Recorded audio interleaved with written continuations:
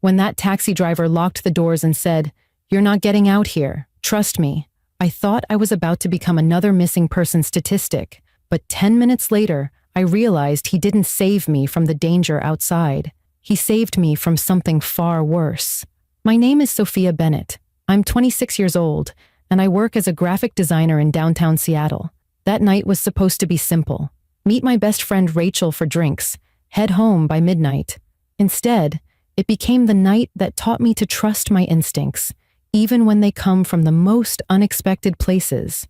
Before we get into what happened, hit that subscribe button and drop a comment telling me where you're watching from. I love hearing from you guys. It was a Friday night in late October. I'd just finished a brutal week at work, pulling late nights to meet a deadline for a client who kept changing their mind about everything. My apartment in Capitol Hill felt like a prison by that point. So when Rachel texted me about grabbing drinks at our usual spot on Pine Street, I didn't hesitate. I needed to get out, clear my head, be around people. But here's the thing. For about 2 weeks before that night, I'd been feeling off, not sick, just uncomfortable in my own skin, like someone was watching me. I know how that sounds. Trust me, I felt ridiculous even thinking it. But there were these small things that kept adding up. There was this dark blue car that I kept seeing parked outside my building. Same spot, 3 days in a row. Then it disappeared for a while, and I convinced myself I was being paranoid. One morning, I was walking to my favorite coffee shop on Broadway, and I heard footsteps behind me. Heavy, deliberate footsteps. When I slowed down, they slowed down. When I sped up, they matched my pace. I finally stopped and pretended to look at my phone, and the footsteps stopped too. I turned around, but whoever it was had ducked into a storefront. I mentioned it to my older brother Marcus at Sunday dinner at our mom's place. He laughed it off, said I'd been watching too many true crime documentaries on Netflix. My mom got worried, of course, because that's what moms do. She asked if I wanted to stay with her for a few days. I told her I was fine, that Marcus was probably right. I was just letting my imagination run wild. Looking back now, I wish I'd listened to that voice in my head, the one that was screaming something's wrong. So Friday night comes around. I left my apartment around 8:30, walked to the bus stop, took the number 10 downtown. The whole time, I had this weird feeling in my chest. Not quite fear, but close to it. Like my body knew something my brain hadn't figured out yet. I met Rachel at the bar around 9. She was already there, sitting at our usual table by the window, scrolling through wedding venues on her phone. Rachel's getting married next spring, and she's been obsessed with finding the perfect location. We ordered drinks, shared some appetizers, and for about 2 hours, everything felt normal. We talked about her bridesmaid dresses, complained about our bosses, laughed about some ridiculous dating app message her cousin had received. Around 11:30, I checked the time and realized I should head home. I had plans the next morning, and I was already tired from the long week. Rachel offered to share an Uber since we were both heading out, but her apartment is in Fremont, completely opposite direction from mine. It didn't make sense for us to share a ride, so I pulled out my phone and requested my own taxi. The app showed a driver named Hassan, 4.9 stars, over 2,000 rides completed. His car was 7 minutes away. Rachel waited with me outside until the taxi pulled up. We hugged goodbye, and she made me promise to text her when I got home safe. I climbed into the back seat of Hassan's car, a clean, silver Toyota Camry. He was a middle-aged man with kind eyes and a gentle smile. He greeted me politely, confirmed my address, and we pulled away from the curb. Everything seemed perfectly fine. Just another normal ride home on a Friday night in Seattle. I had no idea that in 15 minutes, my entire world was about to turn upside down. Hassan turned onto 5th Avenue, heading toward Capitol Hill. I leaned back in my seat, scrolling through my phone, half paying attention to the route. The streets were busy with weekend traffic, people leaving bars and restaurants, the usual Friday night chaos. I was thinking about whether I had enough coffee at home for the morning when something made me look up. There was a car behind us, a dark blue sedan, staying about 3 car lengths back. I watched it for a moment, then told myself I was being ridiculous. This was downtown Seattle. There were hundreds of cars on the road, but when Hassan turned left onto Pine Street, The sedan turned too. When he switched lanes, it switched lanes. My heart started beating a little faster. I tried to focus on my phone again, told myself to stop being paranoid, but I couldn't shake the feeling. We were getting closer to my neighborhood now, just a few more blocks. Hassan suddenly made an unexpected right turn down a side street, nowhere near my usual route home. The sedan followed. I sat up straight, my stomach twisting into a knot. This wasn't coincidence anymore. I leaned forward, trying to keep my voice calm. "Excuse me, this isn't the way to my apartment." Hassan's eyes flicked to the rearview mirror, and I saw something in his expression that made my blood run cold. His jaw was tight. His hands gripped the steering wheel a little harder. "I know," he said quietly. "That car behind us has been following since I picked you up." The words hit me like a physical blow. My chest tightened, and suddenly I couldn't breathe properly. I turned around in my seat, staring at the blue sedan through the back window. It was closer now, maybe 2 car lengths away, under the glow of the streetlights. I could just barely make out the driver's silhouette. My mind started racing through every horrible possibility. Who was following me? Was it random? Was Hassan part of this? Was I about to be trafficked or kidnapped or worse? We stopped at a red light near the edge of my neighborhood, just 4 blocks from my apartment building. Instinct took over. I grabbed the door handle and pulled hard. Let me out right now." My voice cracked, panic flooding through every nerve in my body. I pulled the handle again, yanking it desperately. Nothing happened. Then I heard it. Click. Hassan had locked the doors. "You're not getting out here. Trust me," he said, his voice firm but not unkind. Trust him? Trust a stranger who just locked me in his car while another stranger followed us through the streets? Every true crime podcast I'd ever listened to flashed through my mind. Every news story about women who got into the wrong car and were never seen again. This was it. This was how it happened. "Please," I begged, my hands shaking so badly I could barely hold on to the door handle. "Please, I just want to go home. Let me out." Tears were streaming down my face now. I thought about my mom, about Marcus, about Rachel waiting for my text message that I'd gotten home safe. The light turned green, and Hassan accelerated through the intersection. "Please, just trust me," he said again, his voice steady. "Look behind us." With trembling hands, I turned around in my seat. The blue sedan had closed the distance between us.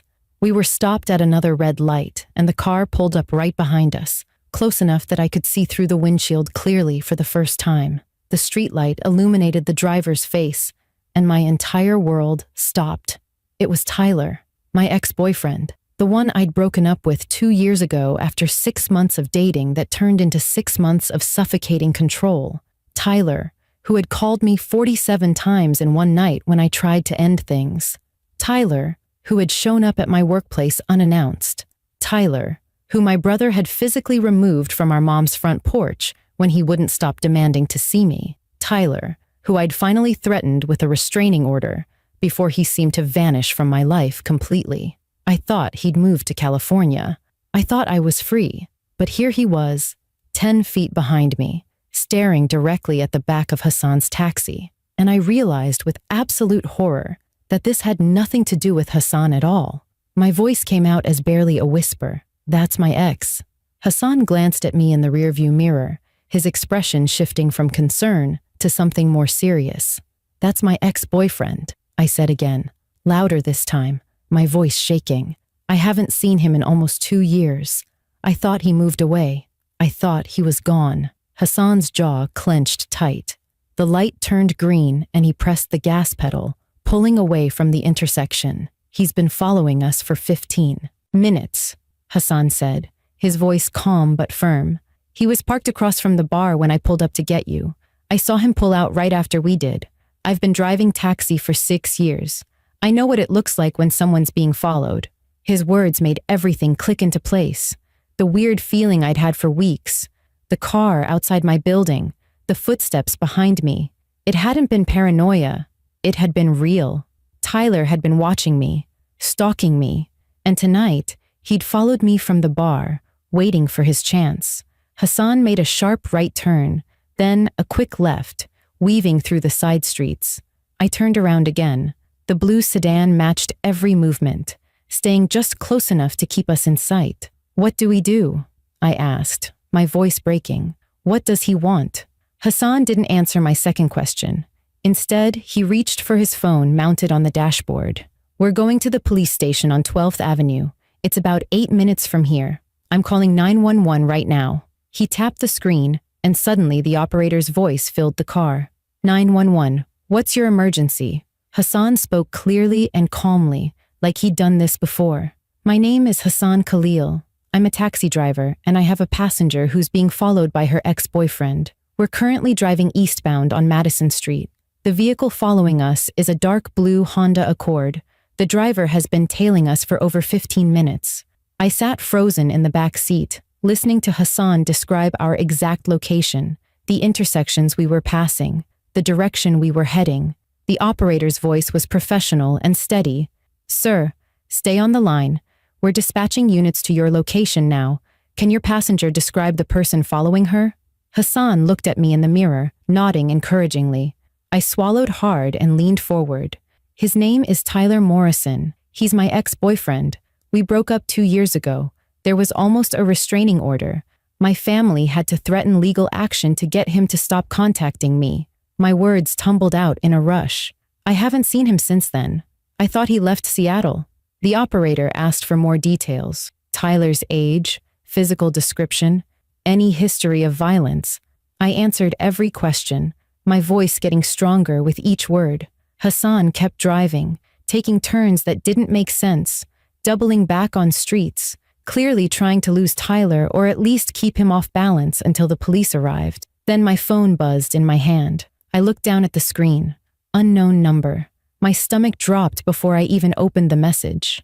"You can't avoid me forever, Soph. We need to talk." I stared at the words, my hands trembling so violently I almost dropped the phone. He was right behind us, close enough to see me in the back seat, and he was texting me like this was some casual conversation, like he had every right to follow me through the city at midnight. "Miss, are you still there?" the operator asked. I held up my phone toward Hassan. He glanced at it quickly, his expression darkening. "The suspect just sent my passenger a text message," Hassan reported to the operator. "He's trying to contact her while following us." The operator's tone sharpened. "Units are 3 minutes out. Continue heading toward the station. Do not stop for any reason." Hassan pressed down harder on the gas pedal, staying just within the speed limit, but moving fast. I looked behind us again. Tyler was dropping back slightly, maybe realizing we were heading somewhere specific, maybe understanding that this wasn't going the way he'd planned. But he didn't turn away. He kept following, and that terrified me more than anything. The police station came into view ahead, its lights bright against the dark street. Hassan pointed it out to the operator, confirming we were almost there. I could see 2 patrol cars positioned at the intersection just before the station entrance, their red and blue lights already flashing. The moment Tyler's sedan came around the corner behind us and those lights hit his windshield, everything changed. His car jerked suddenly to the left, tires squealing as he cranked the wheel hard. He was trying to make a U-turn, trying to escape before the police could box him in. But he was too late. A 3rd patrol car came speeding up from the opposite direction, cutting off his escape route completely.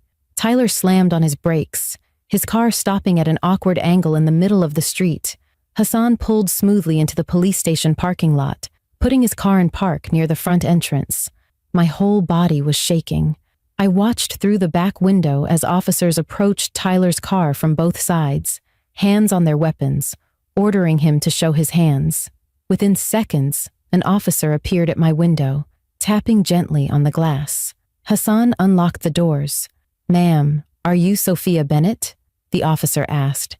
I nodded, unable to form words. My throat felt like it had closed up completely. "I need you to come inside with me, please. You're safe now."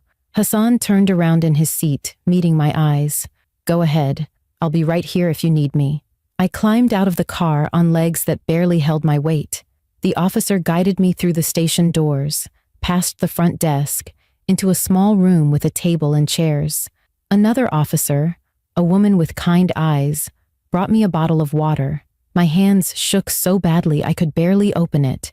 A detective in plain clothes entered the room, introducing himself as Detective Martinez. He sat down across from me, his expression serious. "Ms. Bennett, I need you to stay calm. You're safe here, but there's something you need to know." My heart was pounding so hard I thought it might burst out of my chest. Detective Martinez pulled out a tablet and set it on the table between us. "Tyler Morrison has been on our radar for 3 weeks. Another woman, Jessica Chen, filed a stalking report against him. He'd been following her for months. He broke into her apartment while she was at work." He paused, watching my reaction. "When we investigated her case and searched his apartment, we found something else. Surveillance photos, hundreds of them, of you." He turned the tablet toward me, and I felt like I might throw up. Photo after photo filled the screen. Me leaving my apartment building in the morning, me getting coffee at the shop on Broadway, me walking to my car, me at the grocery store, me outside my brother's house last Sunday. Tyler had been there, in the background, hidden behind trees and parked cars and building corners. He'd been watching me for months, documenting my every move, and I'd had no idea. "We were building a case against him," Detective Martinez continued, "but we didn't have enough evidence yet to make an arrest. Stalking cases are difficult. We needed to catch him in the act of something more concrete." He leaned forward, his voice dropping. "Ms. Bennett, if you had gotten out of that taxi when you wanted to, when Tyler was following you just blocks from your apartment, we believe he was planning to approach you, maybe force his way into your home." He slid another photo across the table. This one showed the inside of Tyler's car, taken just minutes ago by the officers outside. In the back seat were bolt cutters, duct tape, zip ties, and a crowbar. My vision blurred. The room tilted sideways. "Your driver's instincts and quick thinking may have saved your life tonight," the detective said quietly. "Tyler Morrison had the tools and the opportunity. He was following you home. If Hassan hadn't recognized what was happening and taken action, if he'd let you out of that car when you demanded, we might be having a very different conversation right now." I couldn't breathe, couldn't think. All I could see were those photos, months and months of my life captured without my knowledge. All I could think about was what might have happened if Hassan had unlocked those doors. Tyler Morrison was arrested that night and charged with multiple counts including stalking, attempted burglary, possession of burglary tools, and violating a protection order from Jessica Chen, the other woman he'd been terrorizing. The evidence was overwhelming. The photos on his computer, the tools in his car, the GPS tracking data that showed he'd been following me for over 4 months. 4 months. While I was living my normal life, going to work, seeing my family, meeting friends for drinks, he was there in the shadows, watching and waiting and planning something I still can't fully wrap my mind around. The prosecutor told me later that Tyler had detailed notes on my schedule, my routines, even the nights when my brother stayed late at work and couldn't check on me as often. He'd been studying me like I was some kind of project, waiting for the perfect moment to make his move. Hassan refused to accept payment for the ride that night. When I tried to insist, tried to explain that he'd literally saved my life and deserved so much more than a taxi fare, he just shook his head. He stayed at the police station for over 2 hours, giving his statement, making sure I had someone to call. When my brother Marcus finally arrived, his face pale and his hands shaking with anger and fear, Hassan waited until he saw me safely in Marcus's car before he left. But before he walked away, he said something I think about almost every single day. "I have 2 daughters," he told me, his eyes meeting mine. "One is about your age. I drive this taxi hoping that if my girls are ever in danger, somewhere out there, someone will look out for them too. That's all any of us can do. Look out for each other." I stayed with Marcus and his wife Jennifer for 2 weeks after that night. I couldn't go back to my apartment right away. Couldn't shake the feeling that Tyler had been inside, touching my things, invading the one place that was supposed to be mine. The police did find evidence that he'd been in my building, tailgating behind other residents to get through the security door. He'd never made it into my actual unit. but knowing he'd been that close made my skin crawl. I had new locks installed, security cameras put up outside my door, and a monitored alarm system that connected directly to the police. My landlord was understanding, let me break my lease without penalty so I could move to a new building across town, one with better security and a doorman who actually paid attention. The legal process took months. Tyler's lawyer tried to claim it was all a misunderstanding, that he just wanted to talk to me, that he still had feelings, and didn't know how to express them properly. But the evidence didn't lie. The judge saw those photos, heard testimony from Jessica Chen about her own nightmare experience, and sentenced Tyler to 5 years in prison. 5 years felt both like too much and not nearly enough. Jessica and I met for coffee once, few months after the trial. She's in therapy now, working through the trauma of being stalked and having her home violated. We didn't become best friends or anything like that, but there was an understanding between us. We'd both survived something that could have ended very differently. I still take taxis sometimes, though I'm more careful now. I check the driver's information. I share my location with Marcus. I trust my gut when something feels wrong. Last month, I actually requested Hassan specifically through the app. When he pulled up and recognized me, we both smiled. We didn't talk much during that ride, didn't need to rehash everything that had happened. Just a quiet nod in the rearview mirror, a mutual understanding that some people come into your life for just a brief moment, but end up changing its entire direction. When we got to my destination, I thanked him again. He told me his daughter had just graduated from nursing school. I told him he'd raised her right, that the world needed more people like his. Family. Here's what I learned from that terrifying night. Trust your instincts, always. If something feels wrong, it probably is wrong. I'd spent weeks dismissing that uncomfortable feeling, convincing myself I was being paranoid, letting other people talk me out of what my gut was screaming. Those small signs I'd been ignoring, the car outside my building, the footsteps behind me, they were all real. My body knew I was in danger before my brain could accept it. And if you're ever lucky enough to encounter someone like Hassan, a stranger who sees danger when you can't, who acts to protect you even when it's inconvenient or uncomfortable, listen to them. That night, a locked door didn't trap me. It saved me. Sometimes the scary thing isn't what you think it is. Sometimes the person who seems like a threat is actually your guardian angel in disguise. If this story made you feel something, hit that subscribe button right now and drop a comment telling me your thoughts. Your support means everything to me. Stay safe out there, trust yourself, and remember that your safety is never an overreaction. Thank you for watching.